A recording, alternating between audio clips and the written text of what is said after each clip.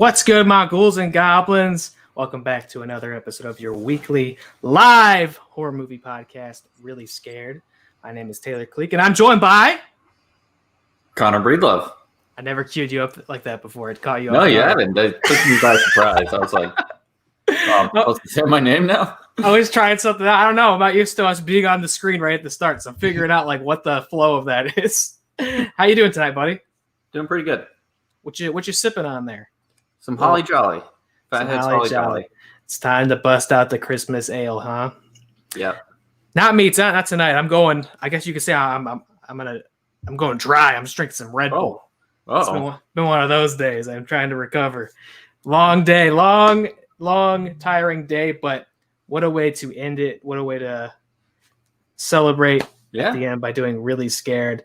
It's a highlight every week for me to sit here and talk to you about the scary stuff, the yucky stuff, get real weird and real spooky. Thanks for joining us tonight, guys. Thank you for watching. Audio listeners, thank you for listening. We got a great show for you. We've got two awesome guests. We're going to be joined in just a second here by writer-director Jed Brian and actor Jimmy Dempster. Really excited to have them both on tonight. Before we pull them in, I just want to mention, because you see it on my chest here, got to say it, wretchedapparel.com, bringing it Reely Scared to you this week. So excited to partner with them and just got my Wretched hoodie. And look, I mean, what's better than a comfortable hoodie, Connor? Really nothing. And I got to say, it's a high quality hoodie right here. It's fantastic. I love it. Feels good. And this is a weird compliment I don't often give, but it's got high quality drawstrings. I don't even know what that means, but they're just, even the drawstrings are great. Wretched Apparel, they're doing great things over there. I'm really excited to actually have a high quality partner on this where we can come on and talk up the brand and their clothing and actually mean it. It's great. I love this hoodie, and you can get a hoodie just like this one. 10% off. 10% off with promo code Reely Scared, REELY Scared, all one word, 10% off at wretchedapparel.com. You can get your slasher hoodie, you get your zombie t-shirts. I heard that even more are on the way, so head to wretchedapparel.com and get your discount with our promo code. It's one of the best ways to support this show. That being said, I don't think we should waste any time. We got two great guests. Do it. Let's get them in here. Let's talk to them. Let's make some friends tonight. We've got, like I said, writer and director Jed Brian and actor Jimmy Dempster. What's going on, guys? Looking good. Not much. Hey, man. Let me say, if you don't mind, I got to say, first of all, dude, your intro music is rad. I love it. It's got that 80s vibe, that synth. I love that. That's freaking awesome. Second, where can I get one of those hoodies again? Wretchedapparel.com. I'm always in the market for some really good drawstrings on my hoodies. You know what I mean? Yeah. They're so good, man. Just tighten the hood up. They're so good. Wretchedapparel.com. They look good.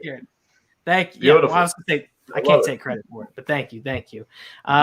Thank you for joining us, man. And same to you, Jed. How are you guys doing tonight? Oh, yeah. Good, man. As good as 2020 let us be.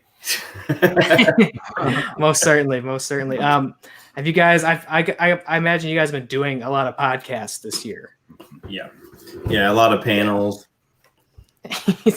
Yeah, that seems to be the trend, especially because we've had a lot of great guests on this year, and that seems to be the pattern I'm noticing, is that they're just kind of in this perpetual spin of podcasting and promotion that you can do from the comfort of your own homes, especially with horror. I don't know what that is. You guys notice there's so many horror movie podcasts, and obviously I say that as somebody who hosts one, but there's so many. I mean, so many of them. have you what's it been like for you guys, engaging with that community, that rabid community, this horror community that's just constantly trying to put stuff out and support stuff? Well, I think it's cool, man. Yeah, you go ahead. Yeah, we'll do the finger thing. Yeah, me first. But no, I mean, I think, the horror community is just awesome. I mean, they've always, they're very I have a lot of independent filmmaker friends, and and I hear from a lot of people that make other films besides horror that the horror community is such a strong, close-knit community. Because I mean, they really don't have like romantic comedy conventions or like stuff like that. It's horror, sci-fi. So the fan base is there, and there's something about it that really draws people in. Yeah, that's pretty much what I was going to say too. Same exact thing. Yeah, they don't have. Yeah, you're right. They don't have conventions or podcasts or anything like that for rom-coms or anything else. It's like the horror fan base is like so diehard loyal. You know what I mean? Yeah, yeah. And Jimmy, I had the pleasure of checking out Box, your short film, this past week. And really dug it. Yeah, I know that's played at a couple of festivals. I know it's won a couple of awards. What's it been like experiencing the reception of that short film? It's cool, man. I mean, I'm sure Jed could clarify this too. It's like when you do something, you work so hard on a project, you never really know how it's going to turn out. You know what I mean? It could be, you really get your real answers from the festival audience. And I've had the opportunity to see that film play at a lot of different festivals and conventions all over the place. And, we really just wanted to make the best project we could for what we had and in the time restraints. I mean, now we had 2 projects we were supposed to do this year that ended up getting pushed back. So it's really tough I know everybody has been going through all that since all the stuff we've been going through lately. But when we shot the film in 2017, I want to say, it was, we just basically wanted to do the best project we could for the amount of time and resources. And it was, it's really cool, man, hearing that reception. You got 100 people in a room and you get like, you get 100 different responses. Some people love it. Some people are like, well, I'm not really sure about it.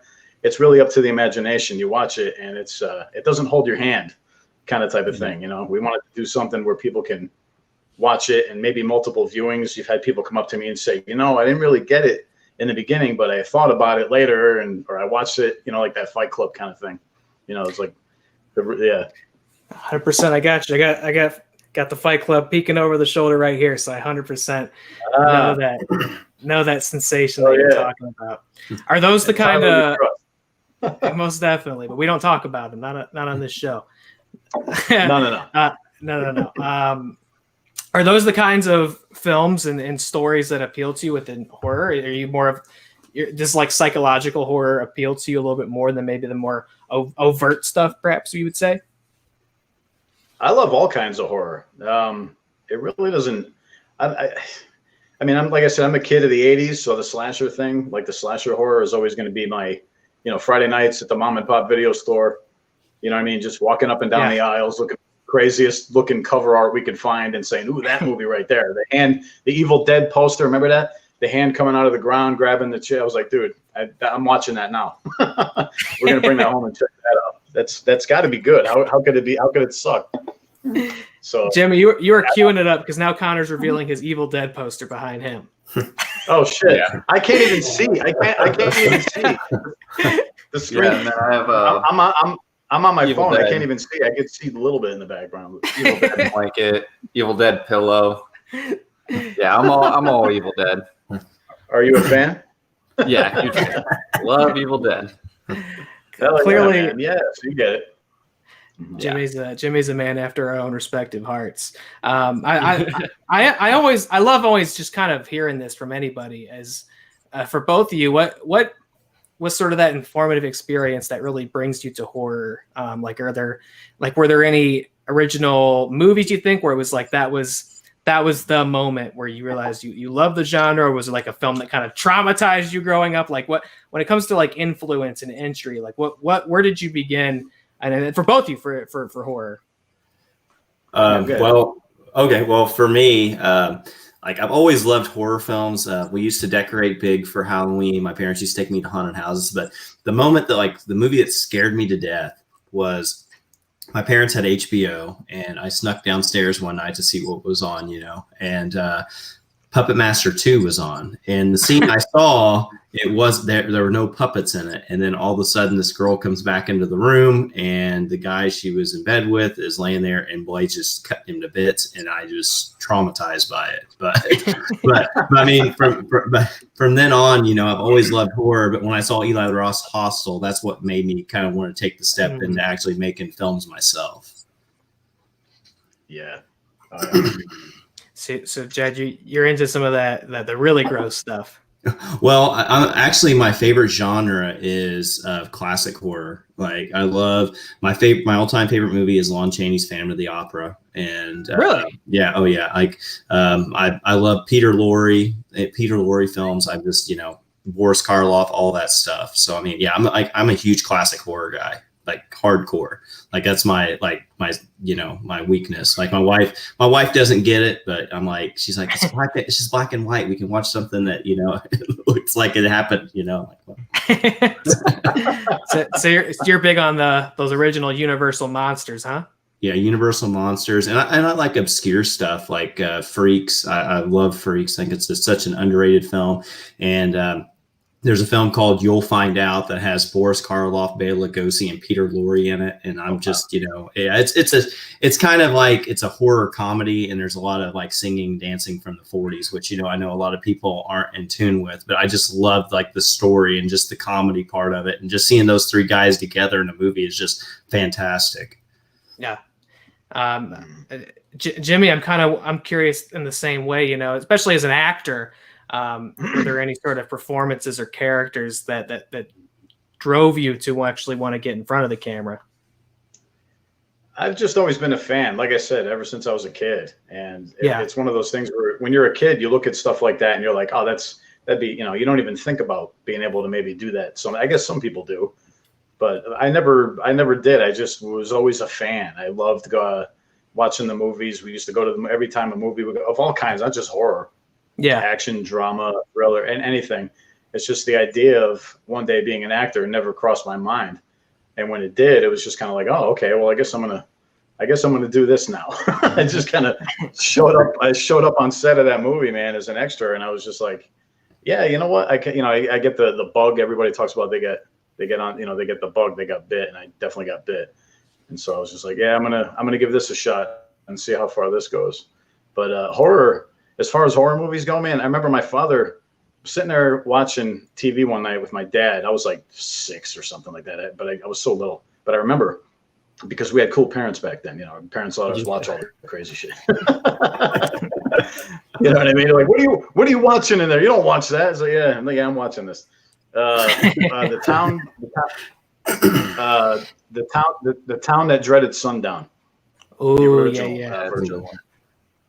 You know, the original one, yeah. And it was like set up documentary style, and it was kind of like the first one of those kind of things where it's like this really, and at the end they show the guy like he got away, and they show the dude dragging his leg in line at the movie theater, and then the camera pans back, and it's like that stuck with me too. I was like, oh shit, like there's somebody out there. That's always really kind of turned me on as far as that genre is, the stuff that could really happen. I dig the supernatural and all that stuff, but I'm really more into the homicide of the, like the scariest people and, you know, that I could think of are our neighbors. Who the hell knows what's going on next door? You know what I mean?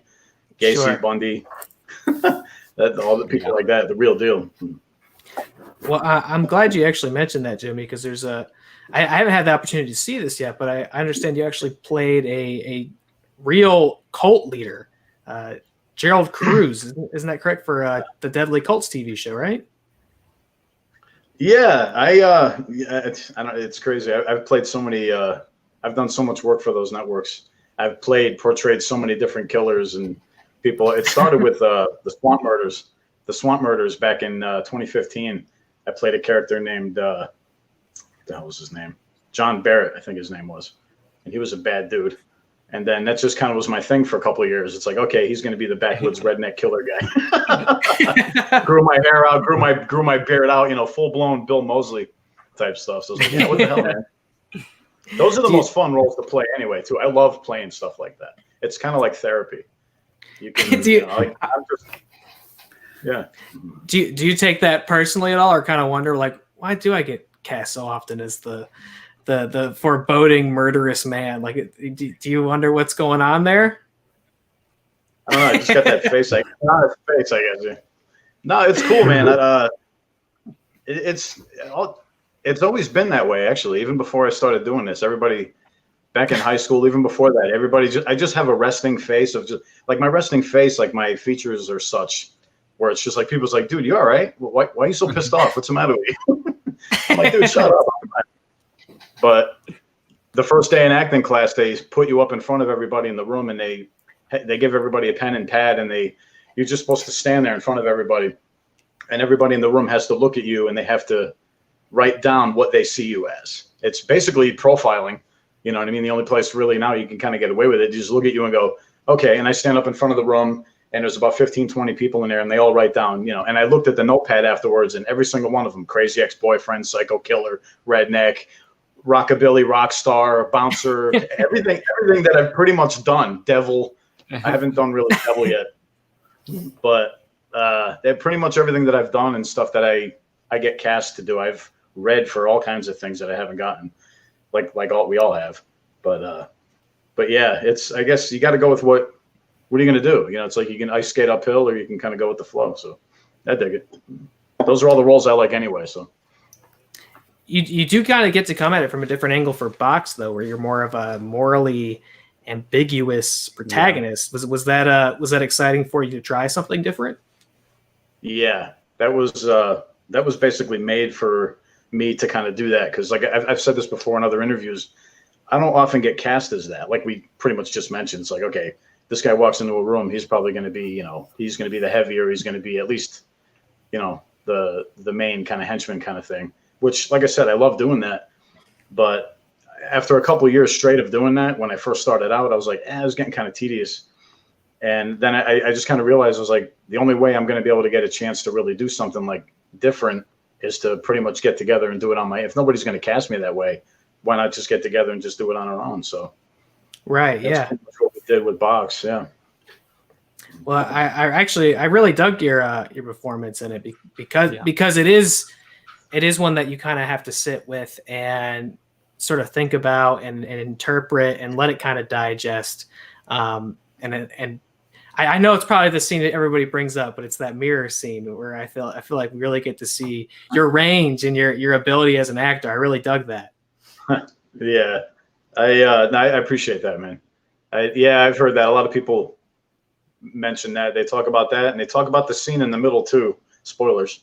The scene where the box first bursts open, and I run around the corner and I hide, and it's like one long shot, which I'm a huge fan of long shots anyway, like long takes, and it doesn't break, and it's kind of like a tense scene, and like Lee, the director, a good friend of mine, with the score and the stuff that they laid over that just bumps it up a little bit more. There's a lot of stuff they do with the music that makes the film feel bigger than I think it is, but I'm proud of it, man. We had a good time. Yeah, absolutely, as you should be. I know we don't have you for too long here, but I definitely want to mention what you've got coming out next year, because it sounds awesome. Killer Babes and the Frightening Film Fiasco. How could you go wrong with that title, man? That name alone is perfect. Like, yeah, dude, like back in the day, like we said, scrolling through the video store and like looking at the boxes and stuff like that. If you're scrolling down the video store aisle and you're looking on the shelves and you pick up a title that says that, would you not fucking rent that in a heartbeat? Yeah, and I've seen that. I've seen the poster art for it. I don't have it queued up here. I wish I had. I've seen the poster art for it. And again, it does it totally communicates that retro 80s slasher vibe. Yeah, it reminds me a lot of like Sleepaway Camp or Slumber Party Massacre or something like that. It definitely falls into that category. And like I said, Brett, the director, he's got his visual style, which is just freaking awesome. We're working on it, man. I mean, this year kind of set us back a little bit, but what are you going to do? Yeah. But you got like a ton of scream queens in this one. Oh God, like classic scream queens. It's so cool. Yeah, man, you can't go wrong. And everybody's like, everybody's really cool. Like Jenna Cannell, Linnea Quigley. I mean, it's essentially a horror convention kind of. Yeah. To life. You know what I mean? You're like, oh my God, who do we? Can we get Kane Hodder on this thing? Maybe. Yeah. He's the only one missing it. Yeah. Pretty much. Yeah. Have you guys had the opportunity to shoot any of that yet, or is it all next year? Yeah, we shot some, but I think the bulk of it is looking to get picked up, obviously by next year and out before the year's end. So yeah, that was the game plan. Was this Halloween? But what are you gonna do? Yeah. Right. Is there any nervousness, or you mentioned it's kind of some horror movie royalty here? Is there any anxiety for perhaps sharing scenes with people of that acclaim? No, not at all, man. I mean, that's what we're in here to do. I want to work with everybody. You don't get good by, working in little garbage projects. You got to get in there and be with people. But like the old saying, it's like if you're the best person in the room, you're in the wrong room.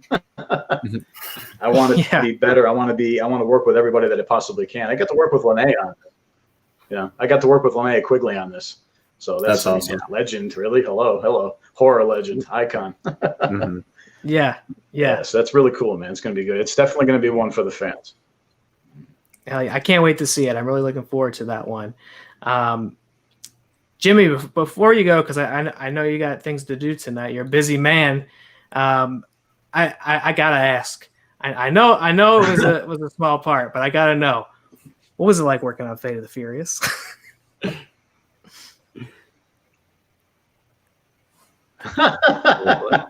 That was fun, man. That was actually the first thing I got when I moved to Georgia. I was supposed to do Fast 8, I think it was. Whatever the other, whatever the name of the other one was. The one before that, 7, or I think it was 7. We were living in Florida at the time, and they called me up at like 9 a.m, and they said, "Hey, we could use you if you want to come out." Yeah, and they were like, "Oh, we can use you if you want to come out," because I was submitting, but living in Florida, I found out quickly that I was going to miss out on a lot of opportunities living there. But they called me and they said, "Yeah, you want to come out? We could use you." I said, "Yeah, sure. What time?" And they said, "Oh, can you be here in like an hour?" And I was living in Florida at the time. I was like, and they were shooting in Atlanta. I was like, "Nah, I can't." So that was what. But we moved, and then the next year they called me and they wanted to feature me in the film. So we did some stunt stuff, and apparently I did some stuff that ended up on the cutting room floor, obviously. But there was a lot of that. But friends of mine have sent me screenshots from like the behind the scenes and stuff like that, and I was like, that's pretty cool. But yeah, it was fun, man. Everybody on that project was really, really cool. Kurt Russell, Eastwood's kid there. Was it Scott Eastwood? I think it is. Yeah.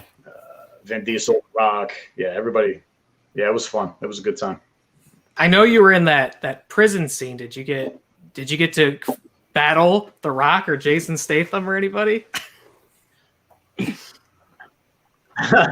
No, that was for the SAG stunt guys. We got to do some of the other stuff, but we were all pretty tore up by the end of that. I met some really good people on that project. We were right in there with the thick of that, tearing each other up. It was supposed to be like 4 or 5 days work. It ended up with reshoots. It ended up being like a month, 2 months we were there. And the cool thing about it is the soundstage is right across the street from my house. Wow. So it was perfect. Yeah. Well, The Rock and Jason Statham should count their lucky stars because they could never stand up to the backwoods swamp murderer Jimmy Dempster. They wouldn't stand a chance.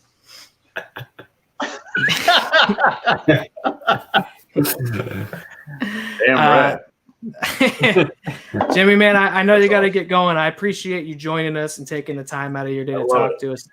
It's been super cool. Where can the people find you? What should they be checking out right now?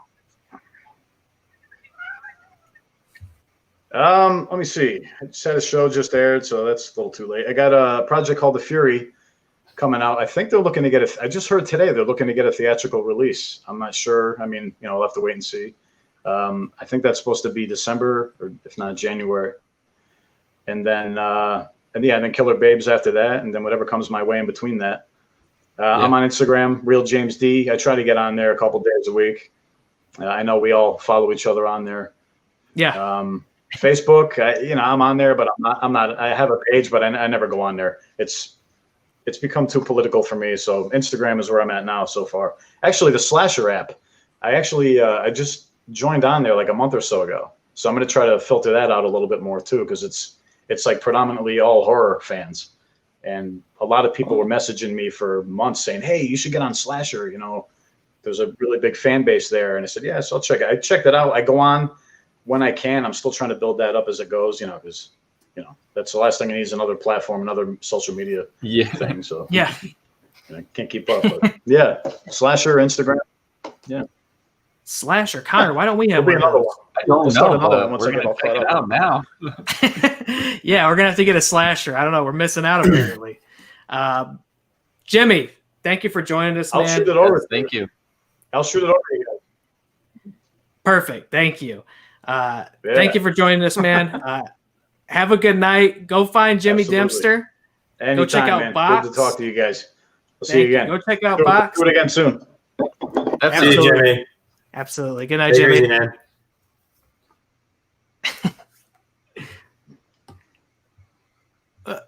Let's see. I'll get him. I don't know if he knows how to get out. All right, guys. There we go. There we go. I think we were on a little bit of a delay there. Yeah. Some of it got introduced. So, no, great talking to Jimmy. Jed, I hope we didn't give you too cold of a shoulder there. No, not at all. Not at all, man. I was enjoying the stories. That's for sure. Yeah. No, your presence is just as much appreciated, man. Thanks. Gosh, so I'm curious because Unlisted Owner, and we were talking about it obviously a little before the show started, but Unlisted Owner, you know, you made the film a couple years ago. I know it was kind of a struggle to get it out at first. Yeah. Right. I understand there was some distribution issue, something like that. Yeah. So we actually started filming this thing. Next year will be 10 years, which is nuts. So we actually started filming in 2011. We wrapped in 2013, and then we tried the film festival route, and we didn't get into a single festival for like a year and a half. And it was just like so frustrating. And because everything I'd read online was if you want to get a distribution deal, you have to go to the film festivals. So then I found out about the American film market in Santa Monica. So I found I just missed it. So I saved up for a year, went out there, screened it twice, and ended up finally getting a deal, and finally got it released in 2017. And we made the Amazon top 10 for horror DVD then.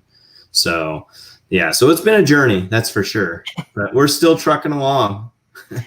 It's amazing the lifespan of a film that people are still coming. I mean, we're talking about it tonight, but people are still coming to it and finding it. Yeah. What's that reception been like? You know, meeting people along the way and hearing people's different interpretations and reactions and being able to talk about your film and have that you know, genuine interest in your work. That must be really rewarding. Oh yeah, there's nothing better than when someone, you know, says that they, you know, love your art and, you know, understand what you're going for. I mean, right now on the internet, you know, as you guys know, there's so many like people out there that just want to spread, you know, negativity. And, you know, if you don't like my film, you know, that's no problem. But I mean, sometimes, I mean, people can get downright, you know, mean and cruel and stuff. And you have to have kind of a thick skin. I've told people who are involved in the project, I said, don't take it personal. You know, I mean, it's just one of those things. It's part of, you know, making art and putting it out there is to experience rejection. But I mean, it does. Unlisted Owner does have a great fan base. We have some awesome fans that travel to conventions and want to hang out. And, you know, it's, you know, there's no better feeling than that. That's incredible, man. And even again, we were kind of talking about, I don't know if what we had discussed is is that public news? Yeah, I mean, I've said it on a couple of podcasts that we are working towards getting a director's cut for Unlisted Owner out there. It's not 100% official, but it's going to be coming down the pipe. So hopefully next year we'll have some updates on that. But yeah, I'm really excited about it. We have had several people who've been asking questions about some stuff that actually happened in Unlisted Owner that weren't answered. So we're hopefully to be able to answer some stuff and show some cooler scenes in it. So I'm pretty excited for it. Yeah. And for those who don't know, you know, Unlisted Owner is a found footage horror film. Yeah. Also, I'd say kind of in its own right, kind of a slasher movie. And And that's the thing, like with Unlisted Owner, whenever I was I knew I wanted to make a feature film, budget is limited. So you have to basically kind of look at your resources. And if you want to make a decent film, you just have to try to apply what you can. And I know, found footage is not everybody's cup of tea, but we wanted to try to do something different instead of make it supernatural, to make it a found footage slasher, which I'm not aware of any that are out there too much. I mean, there probably is some out there. Someone's gonna be like, well, there are, but I want to do something different, especially in 2013. I'd never heard of one. So. No, I think you're right. That's what I thought was Connor. Sorry, were you about to say something? I was gonna say I'm like I'm really into the found footage genre, and there really isn't a lot of found footage slasher stuff. Yeah, and that could be. I think that's like a good avenue for some good scares, because I mean you're combining two very real things. I mean, like a crazed killer and found footage. So it just adds like another level of reality to it, because usually you are dealing with found footage, paranormal or like aliens, something like that. It's very rare you see like a slasher found footage, which I thought was really cool. Thanks. Yeah, it's more so like from when I've looked, it's Bigfoot, aliens, paranormal, and maybe some snuff films here or there, But it's like, as far as like a straight up like, Jason or, Freddy type slasher film, there's none out there like it. So I'm really proud of what we were able to create, especially my first film. And, to be able to get the reaction it's got and the fan base has just grown over the years for it. And it's just, I'm really excited to get this director's cut out for everybody to check out. Yeah, definitely. I've always been curious, because you mentioned, found footage, it's not everybody's cup of tea, but I've always, basically from Blair Witch on, I've been a fan of that sort of subgenre, but I've always been kind of curious, even though it has that reputation of being, kind of low budget and simplified, I gotta imagine that it probably wasn't that easy to shoot. No, especially for you, because that you directed it, but you're also a character in it. Yeah. And you play, the camera man in the story of the film. So like you're juggling a lot of roles there all at once. What was that like? It was stressful. I mean, it was fun. I mean, I love doing it. I mean, I like to act as well. I've acted in a few projects that are not my own, but yeah, I mean, it was pretty cool, because by me taking that role, I had more control over the camera, and also it was one less person I had to worry about not show, that wasn't going to show up or something. So, but I mean, we built a set for Unlisted Owner. A lot of people don't know this. There's an attic space scene. There's a scene where blood comes through the ceiling. We actually built a fake room that mimicked those rooms in the house. So whenever the person's watching the film, it looks like it's all taking place in the house, but those were all done at another location. We just did some whip transitions in there to make it look like one fluid motion. And there were several scenes that would go on for a long period of time without a cut, but there were multiple cuts in it. Like the road trip scene, there's probably like 6 or 7 cuts in that where we go to the cemetery. So a little bit of movie magic. And, with found footage, that's another thing. You're limited on your effects driven scenes, because like if you're going to show somebody smashing through a window, you'd show a setup of like them coming up towards the window, maybe a front on shot, then a shot of them actually going through it, then a shot on the other side. And then when you're found footage, you're limited to one angle. So you have to try to figure out what that best angle is for the audience to be able to see this and make it believable. Well, and also kudos to the set design, because I like to think I like noticed these kinds of things. I didn't catch that at all. Yeah, awesome. Me neither. Something I was curious about. I'm always kind of wondering in found footage, and especially with your film, is how much of it is scripted versus improv? Because it doesn't feel like here's two characters talking in a scene. It feels like we're coming into a real life situation, and these people know each other, and they're just experiencing life on the camera. Right. And it's kind of crazy with Unlisted Owner, like since a lot of my friends are involved in the film, I wrote their characters around different mannerisms or different ways they would convey things or different ways they would say things to kind of put that dialect or like their speaking terms into their characters and make it flow more natural. So a lot of it is, you know, in the script. I mean, there was liberties here or there, you know, like an or this or that, you know, but for the most part, I think there was only one scene that was completely ad-libbed, and that was whenever they were setting up the tents. And we kind of had a little mess up the day that we were going to shoot that scene. Andrew wasn't able to work, and we had the night shot where the tents were already set up, and we ended up having to take them down the next day, and everything got mixed up. So I wouldn't have any tents up for that scene because we didn't know what went with what. So we ended up doing like a little improv where Griffin and Tyler kind of get into it type thing. So, and I'm curious, and perhaps I don't know if you've ever said this before or can't say this, but you know, the movie, I don't want to say it ends open-endedly. Well, it kind of does. Have you ever thought of doing a follow-up, or you know, do you want to move on from the found footage genre? I mean, I have an outline for a second film. There are actually people living in the house now, so it kind of makes it a little difficult. But I mean, I really would love to move more in the traditional sense of filmmaking instead of doing found footage, because I know that, you know, you take, you know, like film fans in general, and you cut them in half like horror, half don't like horror. And then you take that genre of horror fans and then you cut it in half for people who like found footage and people who actually wanting to give found footage a chance. So I would like to kind of like move a little bit more to, you know, to like actually making traditional style films. And I know you've been working in short films, and you've been writing short films. Yeah. I just checked it out today. Your short, "Lost in the Woods." Yeah, that was more, I guess you would say, traditionally shot in that. Yeah, it's like a traditional movie. What can you tell me about the short film? I posted a link in chat here too. If you'd like. For sure. Yeah, so there's a filmmaker out in Los Angeles, Alex Magana, who owns and operates ACM Films, and he had asked me a few years ago to possibly collab on a few projects, and we finally got to the point to where we're actually collabing on where I'm writing and co-writing scripts with him, and we may have some pretty cool news hopefully in the next month or so that we might be able to announce, but can't say anything right now. But be sure to go to his YouTube. I think it's ACM Films, or ACM Official, I think is his YouTube handle. He has some other great short films that I didn't co-write with him, but there's one called Smiling Woman that's excellent. But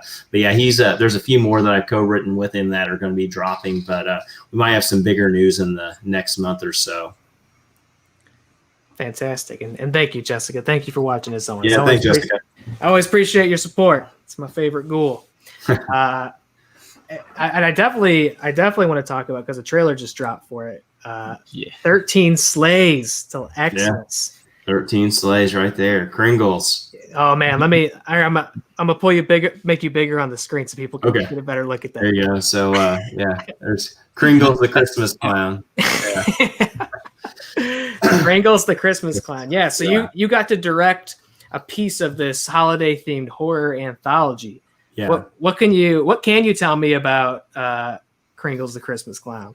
Yeah, so I can't say much about Kringles, unfortunately, other than he is a killer Christmas clown. But PJ Starks, who's known for the Volumes of Blood horror anthology franchise, had reached out to me, I think it was around last year, and said, hey, we're going to be possibly making a Christmas-themed horror anthology, and didn't know if you'd be interested in possibly writing and directing a segment for it, about a 4 or 5 minute segment, because there's going to be 13 shorts that are involved in it. And I said, yeah, I'd be more than happy to. So I thought, you know, I don't know of any. I've always wanted to make a clown movie. Like, I just, you know, I didn't know if I really wanted to do like a feature, but I wanted to just attempt to do something clown related. I mean, I'm not like terrified of clowns. Like, when I first started like really getting into like horror, I didn't understand the whole clown fear, but I mean, I know it's real, and I've learned to really like dig it, especially with the new It films when they came out. Like, I really got into that, and then, you know, Terrifier and stuff. So I was like, you know what? I don't think there's any killer Christmas clowns. So maybe I should go that avenue. So that's what I ended up creating, was a killer Christmas clown that comes around Christmas Eve. So, but But there's some amazing filmmakers that are involved in this project. John Hale's involved in it. Drew Marvick did Pool Party Massacre. Zane Hirschberger did The Barn. I mean, there's some awesome filmmakers who are involved in this project. And I think it's, this weekend they're premiering it in Owensboro, Kentucky. So if anyone lives in the Owensboro, Kentucky area, be sure to go on, I think it's Blood Moon Pictures website, or I'm sure it's on their Facebook page. And you can get tickets to the, I'd say, COVID safe, limited seating, 6 feet apart type screening. So, but I'm pretty excited. I'm going Saturday to check it out, to see everybody's shorts compiled and kind of see the whole wraparound story. But yeah, I'm excited for everyone to get to meet Kringle's the Christmas clown. So we'll have some Kringle's merch out there once everything drops. So keep your eyes peeled for that too. I love, that's such a trifecta of like things that don't intersect often, like horror, Christmas, a clown. Those things don't mix up too often. Although I guess there is some precedent for like holiday horror. Are you like a fan of the, I guess you would say like that sub genre? I mean, I don't know. I mean, there's some that are like holiday themed, like horror films that I like, but I mean, it really has to be like a very unique concept. Like there's a short film called Treevenge. I don't know if you've ever seen it or not. Treevenge. I don't know that one. I think it's on YouTube. It's a short film, and the guy who wrote and directed it is amazing. So it's basically about these killer Christmas trees. So basically, people get Christmas trees that are real. And basically these Christmas trees in this community decide to seek revenge on the people who have cut them down. And like they're cutting off, like they have like arms that are just like the limbs, and they're like taking axes, cutting off people's arms and like smashing people. I mean, it's nuts. So, I mean, I like stuff like that. And there's also a film called Mrs. Claus that actually the guy who DP'd my short, Kringle's Derek Huey, he actually DP'd on Mrs. Claus. I think that's a very awesome horror film. I think it has Brink Stevens in it as well. So definitely check that one out. I love it. I think Connor and I have sort of a mutual appreciation for these holiday horror films. We discussed maybe, December's coming up, maybe covering a couple of them. Thinking of like check out Treevenge. Yeah. Connor, you missed it. He was just telling me about this, what sounds like an amazing holiday horror about killer Christmas trees. I can't wait. Yeah, it's pretty awesome. I think we're also going to perhaps check out Ginger Dead Man starring Gary Busey. Have you caught that one before? Yeah, I love what is it? Because they're the same outfit that does the Puppet Master films. So okay. Yeah, so there's some goodies in there. So I don't know if you've ever seen the Puppet Master. Was it? I don't even know how many Puppet Master movies there are, but I think there's like 6 or 7 at this point. Yeah. Two's my favorite because, like I said, when I was a kid, I was terrified from it. But yeah, I think we might also talk about was it Santa's Sleigh, the Bill Goldberg joint with your buddy Chris Anthony Lopez. Oh, there you go. Yeah, shout out to Chris. Yeah. I'd heard you on his show for Chris's sake, now streaming on all audio podcast platforms. And I discovered that you were an avid wrestling fan. Oh, dude, I love, if you get me started on wrestling, this show's going to be like 4 hours. Yeah. I love wrestling. And it's funny because whenever I first met Chris and I went on his show, he was like, his co-host wasn't into wrestling at all. And like, he's like, yeah, man, like, I knew that you liked wrestling because you kind of mentioned something about it, but I knew not to bring it up on the show. So I was like, I can't remember how long our episode is, but it's like insane. So yeah, definitely go check out that episode if you guys are into to wrestling, because man, I'm a huge wrestling fan. Hell yeah, brother! Look, I should mention, I don't know if you know this. Sweet. Too sweet. I don't know if you know this, but Chris actually hosts a wrestling show on this channel. Oh, really?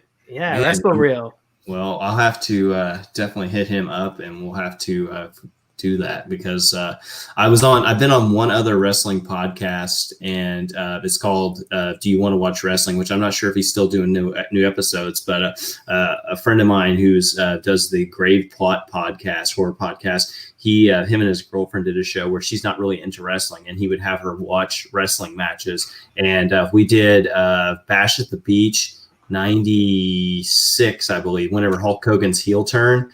And she was like, just to hear her like, oh my gosh, is Hulk Hogan going to betray? You know, it was just, yeah, it was such a cool moment. She's like, oh, that's where the NWO came from. And I'm like, yeah, just to hear her realizing it was just so cool. That's amazing, because like as a wrestling fan, you know, those moments are so like ingrained in the culture. They're like they're like moments in American history. So it'd be like seeing somebody find out like Darth Vader is Luke's dad for the first time. You know what I mean? Yeah. My son's too. I can't wait to show him that, because my brother actually did that with his son Bentley, and he said, you know, the look on his face when he realized that was, you know, just like. Yeah, so I can't wait to experience that with my son. Yeah, I'm curious, I guess, to kind of bring it, because I'm the same way, man. I think all wrestling fans are that way. Is if you queue up wrestling, you can just go for miles in that direction and never look back. So I'll try to yank it back towards horror movies. But you should definitely go on Wrestle Reel. That'd be fantastic. Yeah. When it comes to horror, because now it feels like you've done a couple different things. What kind of stories appeal to you? Like when you think of films you want to make or scripts you want to write, what kind of stories appeal to you? Like when you think about it, like what would you like to accomplish with your films? Well, I want to tell, like, what I want to accomplish is I want to tell a story that captivates people, pulls people in, frightens them, and hopefully there's a few laughs along the way. But most of all, I want to make sure they're entertained. Like, that's the major key. As far as films I would like to make, like I said, I finally checked Clowns off my list. I've done a found footage film. I have a slasher script called Meth House I would like to make eventually. But I really want to do something different. Like, I want to make like a historical style horror film, like with an interesting story. Like I'm heavily influenced, like in the last probably 10 years, I've been very heavily influenced by stuff that A24 has been, you know, coming out with.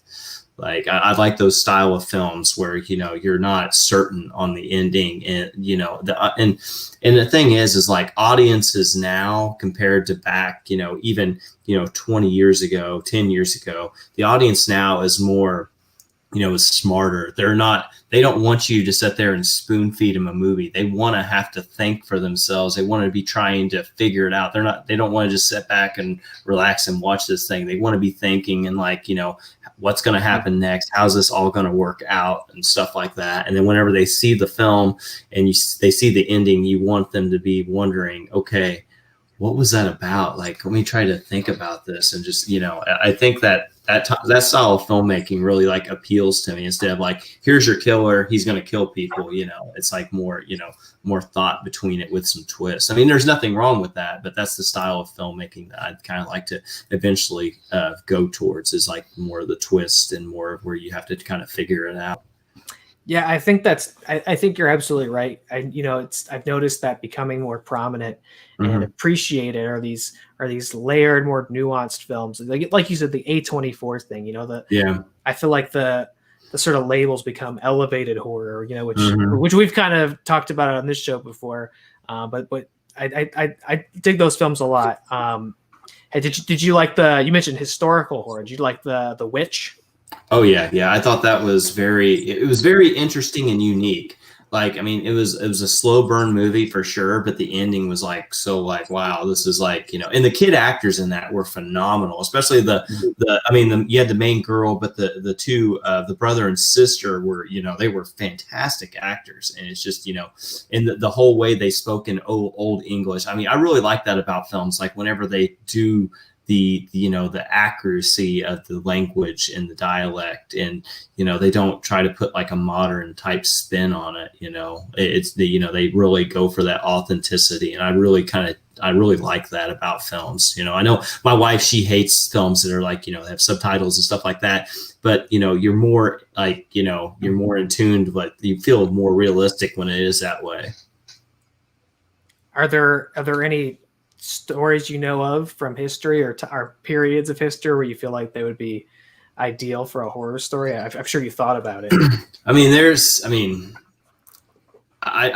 feel like like nothing is more horrific than war in general. So I feel like I really liked what they did with Overlord. I thought that was fantastic. I feel like my dad is which I don't know if he's watching or not. I told my mom and dad, my son, that I was going to be on your show, but my dad watched Overlord, and he thought it was, because he's he loves Midway, Saving Private Ryan, and apparently he watched Overlord because he called me and he goes, "Jed, you got to see this movie." I said, "What movie is that?" And he goes, it's really gory for a war movie, but it was very, I couldn't, he goes, "I'm not a big fan of gore, but I just couldn't quit watching it." I said, "What's the name of it?" And he goes, "Overlord." And I'm like, "Oh, certainly he's not talking about the horror film." And it took me a couple of days to realize, he really was talking about the horror film. I tried to get him to watch Bone Tomahawk, which I don't think him and my mom are big Kurt Russell fans, but I think he kind of saw my bluff when I'm like, "Oh, if you saw Overlord, you should check out Bone Tomahawk." If somebody told me they don't go for gore, I feel like that's not the movie. That's got, we say it before we come to those moments where we like to think we're desensitized to this stuff, and once in a while you have that kind of movie that goes, "Nah, there's some shit you haven't seen yet." And that was one of them. I'd never seen that before. Bone Tomahawk was pretty. I was not expecting like Kurt Russell to be, and the weird thing is Kurt Russell's in that one, and then his son is in Overlord. So it's kind of a neat little thing, but it's pretty it's pretty ironic. But I feel like like historical horror, there's some good ones out there, but I feel like there's not that one that's like like a huge like genre starter type film. And I feel like that it's an overlooked part of horror is like historical horror. I feel like it's more overlooked than found footage.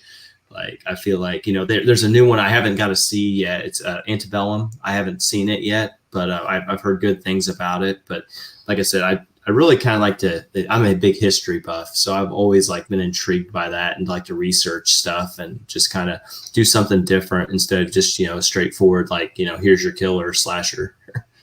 Right. Yeah. What about a Roanoke based horror movie?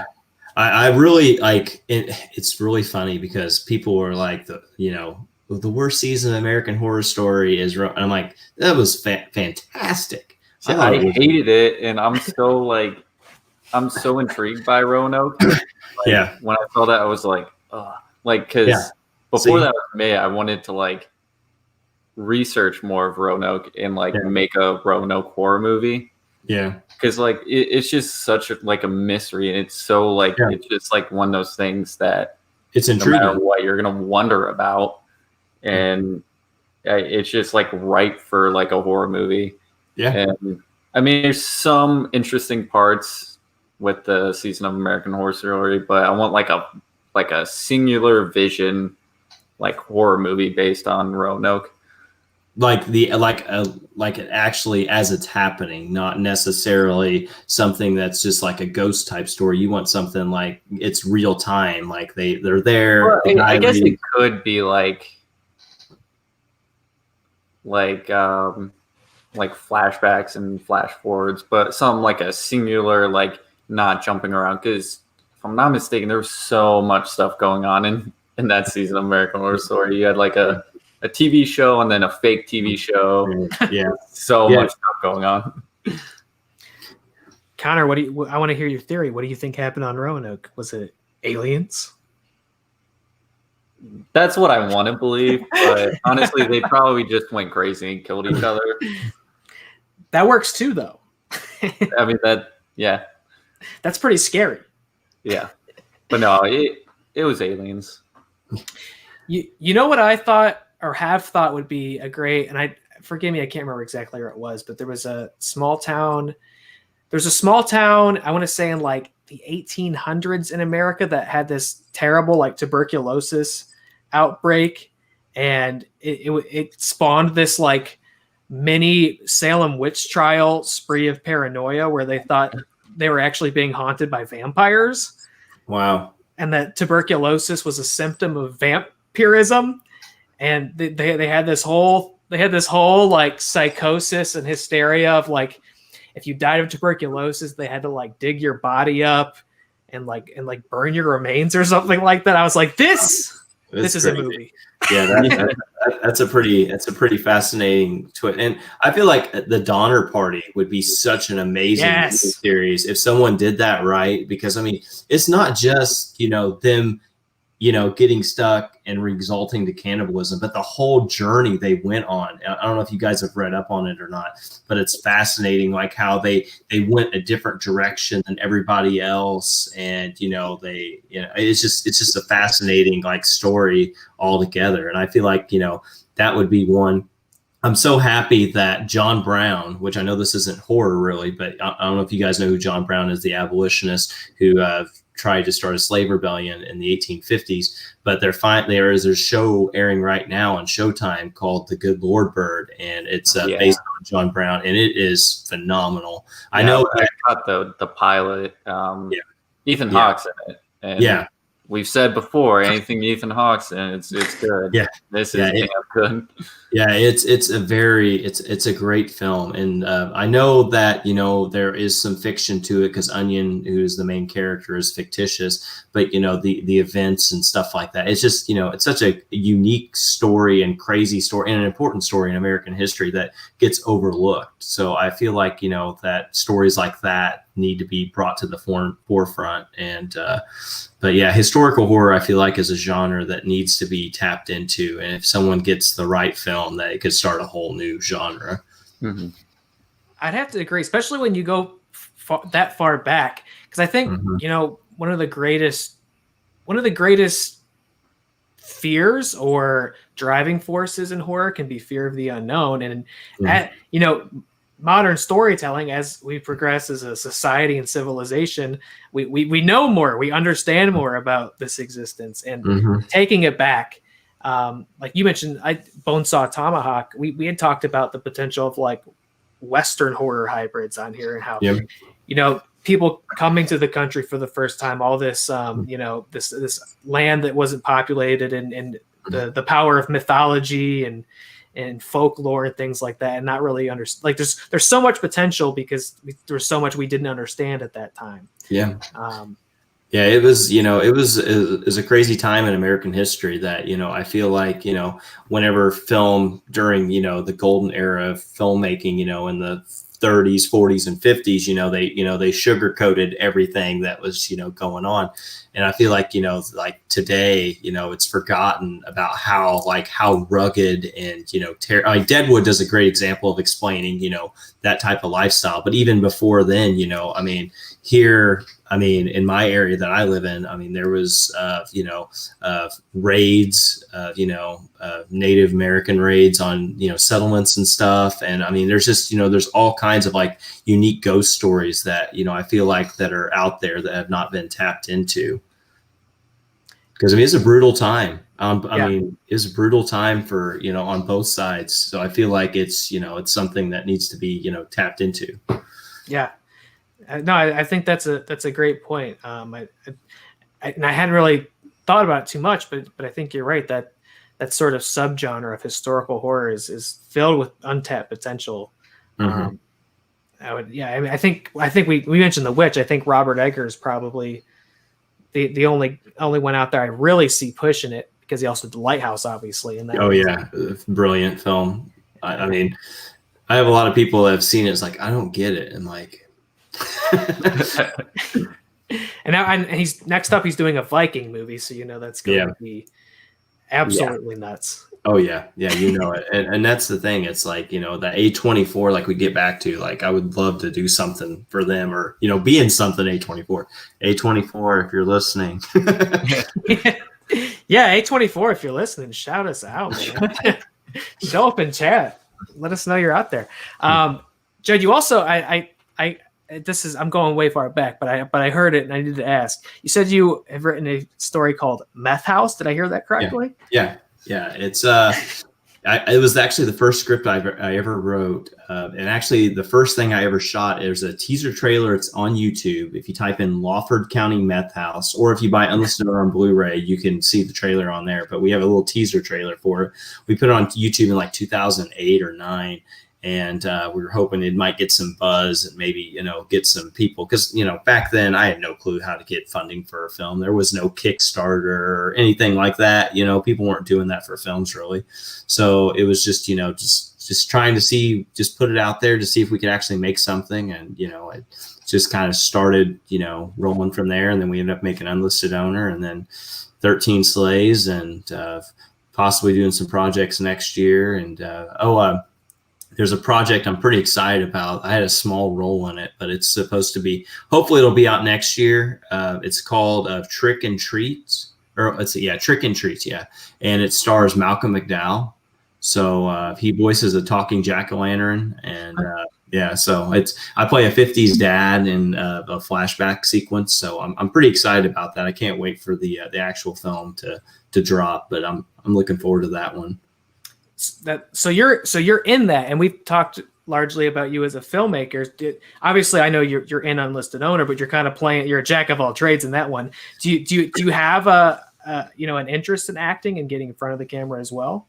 Oh yeah. I mean, I was supposed to be in a feature film this year, and it got pushed back, and then I was supposed to be in another thing that got pushed back. So hopefully those will come to light. But you know, I mean, I've mostly had like small roles in other people's stuff, which I'm fine with. You know, I mean, I like just being on set and learning, and, you know, I'm more than happy to help out and stuff like that. But I mean, I do enjoy acting. I like being able to convey, you know, different emotions and, you know, just kind of see what I can do. That's great. And I think, you know, we've talked about it on here before. I think it's really valuable to get comfortable in front of and behind the camera, because I would imagine that would, you know, understanding the craft of acting would inform your ability as a director, I would think, as well.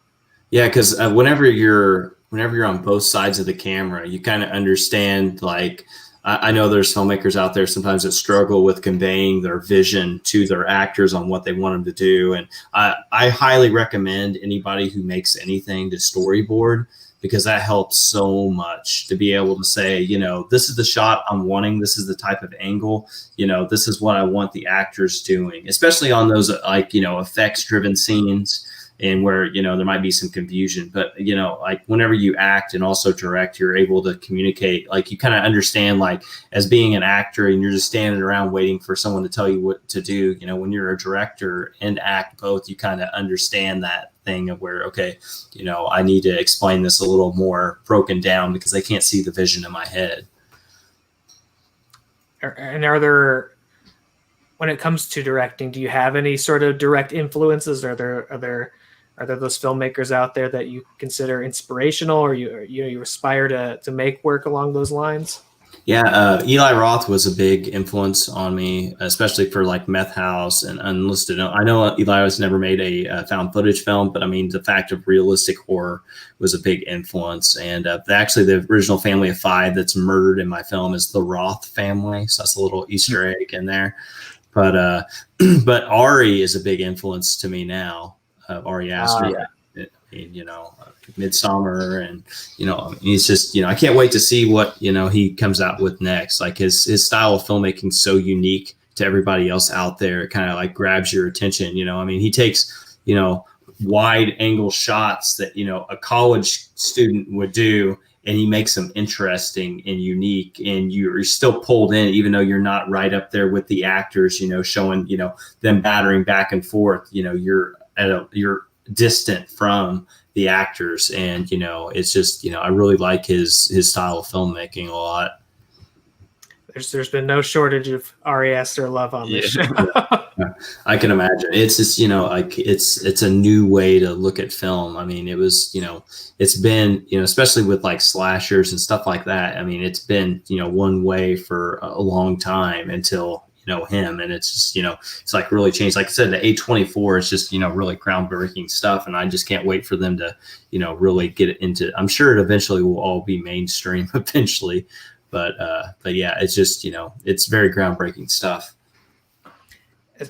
Especially with him too. I feel like he kind of like I didn't know who he was, and now it's like all anybody can talk about, I mean, he just showed up out of nowhere with Hereditary, and kind of graduated from short films. Yeah.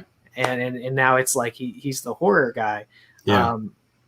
And beggars, I think, are going to be like the new like Quentin Tarantino, Eli Roth, or Quentin Tarantino, Robert Rodriguez, like those, like that team up, like, because they're actually like good friends in real life, which is crazy when they have like a movie coming out, like they had Hereditary and The Bavitch, and then Midsommar and The Lighthouse, like in the same years. So it's crazy how like they're making these movies for the same company and they're actually friends, and they're putting out like quality. I think they're going to be like the people that future filmmakers will look back to, like in reference a shit ton.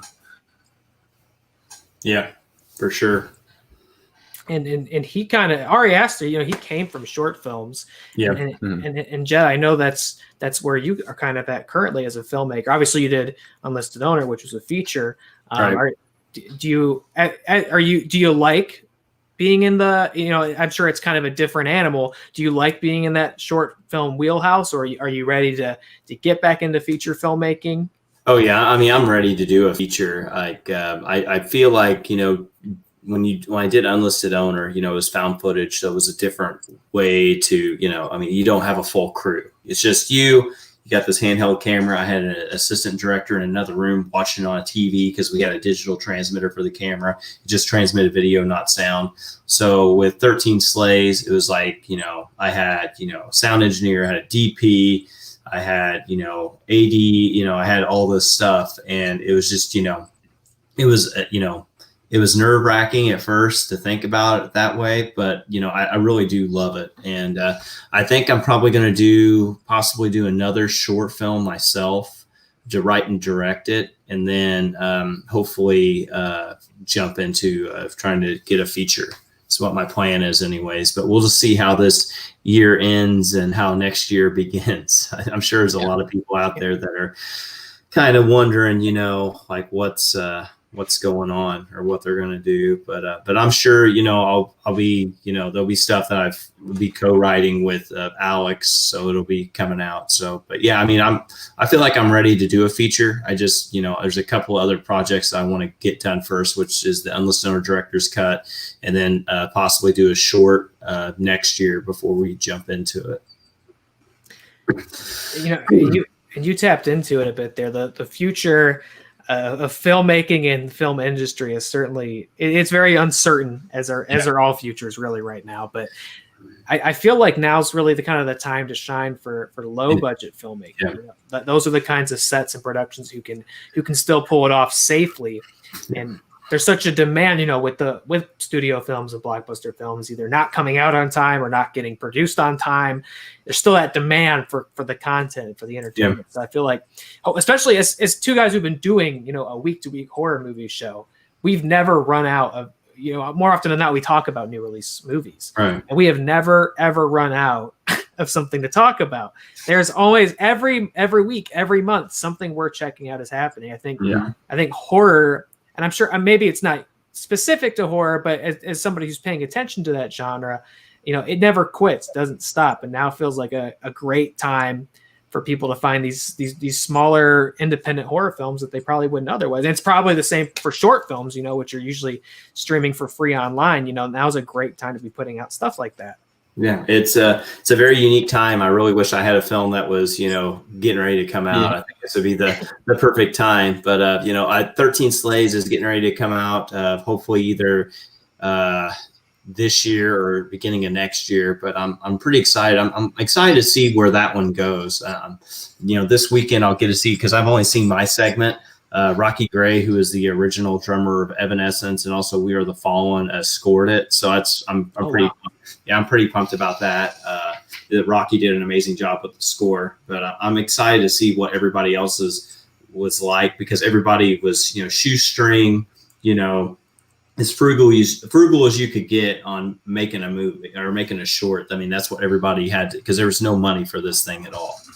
But I'm really looking forward to seeing what everybody's created and how the story flows. But I'm hoping 13 Slays will get out there on some pretty big platforms, especially with the lack of new films that are coming out. And because we filmed our segment February 28th when we wrapped filming our segment, and then like 2 weeks later, everything changed. Yeah. And I had no idea it was going to be this bad still at this point in time. And it's just crazy. And I know a lot of the guys that have happened to shoot theirs during COVID and have to wear the mask and do the social distancing on set, which I'm glad I didn't have to go that far. But my computer did die on me while we were editing. So I had to edit everything. I had to clear everything off my laptop to be able to edit on Premiere Pro. But we got it. But hopefully I'll have a new computer in November or late November, I guess. I know this goddamn year's almost over. It's hard to believe. In some ways it's flown by, and others it's been the longest year of all time. Yeah. The season finale of 2020 is going to be interesting, I'm sure. Yeah.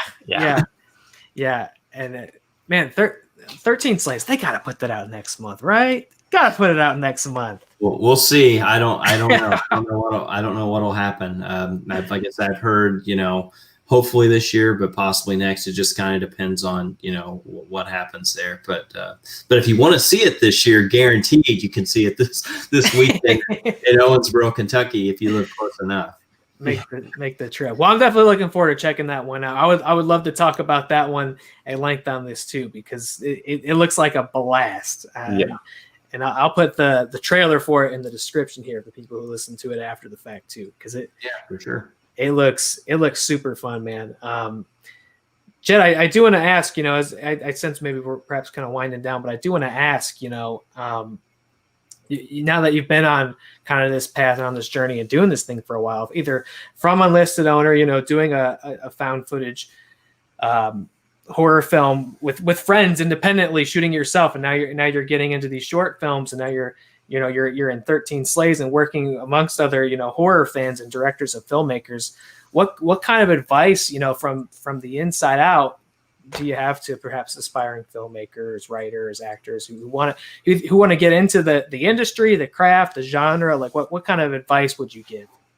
Well, two things. One, if you're getting into this just to make money, it's not going to work out that way, especially not at first, unless you're, like an Ari Aster or something like that. So that's number one. But number two, don't talk about it, do it. Because if you talk about it, you'll wind up and be, 40 years old and say, well, I wish I would have done that. Yeah. So just get some friends together and just, try to get reliable people. If you have that one friend you think, oh, he'd be a great actor, but he's flaky, don't use him. Because if you're shooting a film and you get halfway through it and he walks off, he's not like a drummer in a band where you have, 4 more dates to play and you just get a new drummer. You got to reshoot everything that you already shot. Yeah. So do it. Surround yourself with reliable people. Those are the two things. Hell yeah, man. Well, Jed, it's been awesome talking to you. Really appreciate having you tonight. Just as I kind of asked Jimmy earlier, where can people find you? And even more importantly, how do people get Unlisted Owner? How do they check it out and watch it?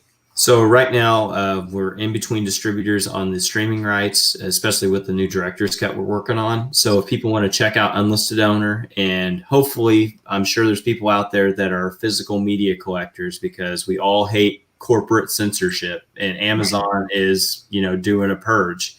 So you can go to makeflix.com and you can get Blu-ray and DVD copies of Unlisted Owner, and you can also get signed copies. So be sure to go there. And you also get, if you end up buying a copy of Unlisted Owner through MakeFlix, you'll get an autographed tarot card that I signed personally. So Tarot Cards is a free horror trading card app you can download on your phone, and it has a lot of great indie horror films. You can buy packs, trade with your friends. It's such a cool app. So definitely check that out. And if you want to follow me personally on Instagram, it's at Mr. Jed Brian. And also you can follow me on Twitter at Mr. Jed Brian. You can follow Unlisted Owner on Facebook and Twitter as well. There it is. Fantastic. Find Jed Brian. Check out Unlisted Owner, and definitely keep your eyes and ears open for that 13 Slays release date. I certainly will. I'm ready to check out. What was it? There he is. Kringle's the Christmas clown. Yeah, Kringle's the Christmas clown. Yeah. I got to know his story. Thank you so much, Jed. Been great having you. Been great getting to know you. Thanks everybody at home for tuning in, for watching. Those who listen after the fact, make sure you go to wretchedapparel.com. Promo code Reely Scared. Get your 10% off. Make sure to follow us on Twitch. Trying to get that coveted affiliate status. So go check us out on Twitch. You can see Connor screaming for his life playing horror games. You know what? And you know, since it did come up, I was just about to end it, but I think we need to. Play those clips. Well, all right, we got 2 clips. If you're wondering, I watched this show on Facebook. I watched it on YouTube. What do I need to watch on Twitch? Because if you don't, you're gonna miss moments like this.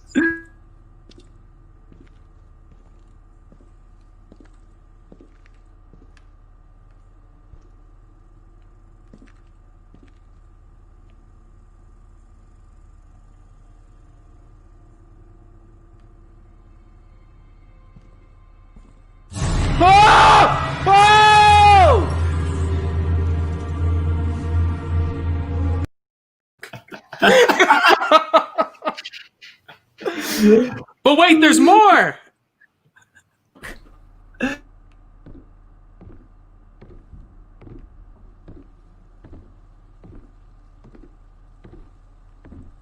We'll go upstairs. I'll see what's upstairs.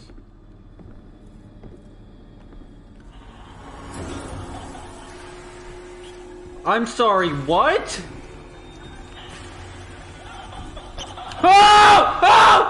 Oh, shit!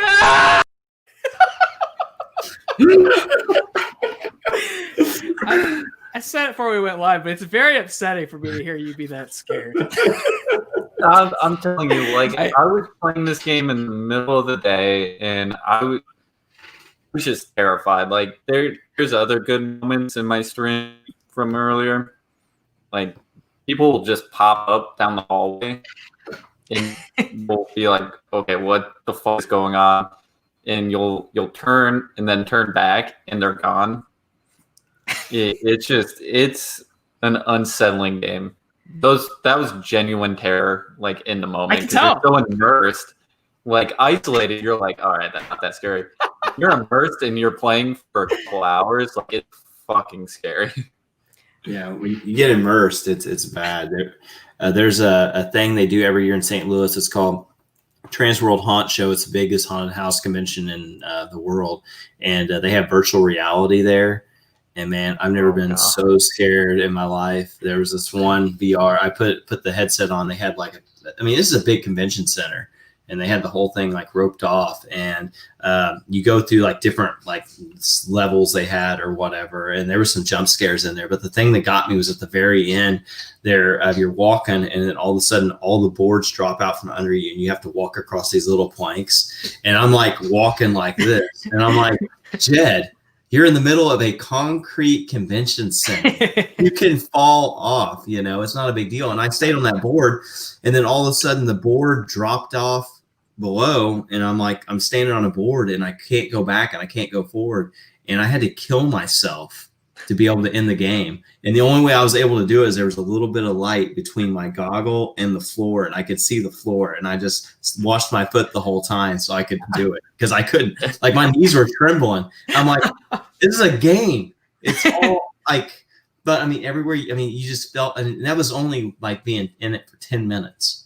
So and being that terrified in a convention center, like, Yeah, I couldn't even close my eyes and do it. I had to actually look between my. I mean, it was that bad. That's amazing. Like what that can do to you psychologically, and simulate that and get you away from the very safe, reasonable place that you are. I don't know if I'm ready for that, and I definitely don't know if Connor's ready for something like that. No, I'm not. Like, just watch my stream from today. Like the whole game, I was just like crying. I was like, I don't want to go back downstairs. Don't make me go back downstairs. And I had to go back downstairs to like get something like in the game. Yeah, I wouldn't go in my basement after playing that game. But it was the whole time I was just fucking whining the whole time. Like it's very unsettling. With the name of the Visage, that's the name of the game, right? Yeah. All right, yeah. If you want to check out more of Connor's streams on this channel, twitch.tv/WAT_real podcasts, you can get some of Connor's gameplay. You can see him scream. Make sure to follow us. And lastly, because it's sneaking up, I want to make sure I mention this as well. I can't believe it's almost upon us. The notorious 12-hour Twilight all-day watch-along stream. Oh my gosh, that's amazing. The most ambitious attempt on this channel thus far. I can't believe it's almost here. November 21st, from noon to midnight, we will be watching all 5 Twilight films live on stream, featuring special guests. Announcements coming on that very soon. Raising money for the National Bail Fund Network, a great nonprofit. Come hang out with us. Shoot, Jed, if you got nothing going on November 21st, you're more than welcome to come hang out and watch Twilight with us if that sounds like you're like something that appeals to you. I mean, I'll be honest with you. I had a voucher for a movie, and me and my Gavin that's in the film. He's nothing like his character, by the way. I get asked all the time. You know, he's not like that in real life. But he, except I guess he was this night, because we were going to go see a movie, and he goes, "Dude, we're going to see Twilight, New Moon, or whatever it was." I'm like, "No, we're not. We're going to go see this other movie." And we go up to buy tickets, and he freaking buys it for that. And I'm like, so I ended up watching it, and I'm like, and like, not your brand of vampire. Not my brand of vampire. I mean, I guess it was okay. I mean, you know, it's yeah, I don't know. I mean, I guess everybody has their cup of tea. I mean, not everybody likes silent films and classic horror movies like me, black and white films. So, right. Well, hey, once again, Jed, thank you so much for joining us tonight. Hey, no problem. Anytime. It's been awesome talking to you. Again, everybody at home, I'll have links in the description for After the Fact. Yes, Kringle's the Christmas clown. That's such a tongue twister mouthful. Kringle's the Christmas clown. 13 Slays Till Xmas coming soon. Can't wait to check that out. Go find Unlisted Owner. Links in the description. Have a good night. And Jed, once again, thank you for joining us. It's been a pleasure. Hey, thanks for having me on. Take care, guys. Night. Have a good one. Gablin.